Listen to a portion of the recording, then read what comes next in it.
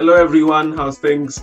My name is Rohit and I am an MSc Marketing student from India, currently studying at the UCD Smurfit School of Business.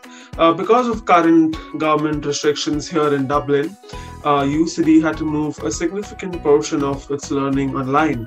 And I'm so glad that the institution is making every possible effort to ensure that our experience, as long as it comes to learning, is not being compromised in any manner.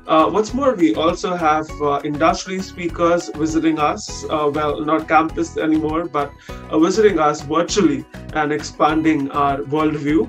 Some of our faculties are also organizing doubt-solving sessions every week to make up for the loss of after-class interaction that you may have had with your faculty members in an otherwise offline environment. So I would say that when it comes to the overall student learning experience, and I can say this myself being a student, I'm not missing out.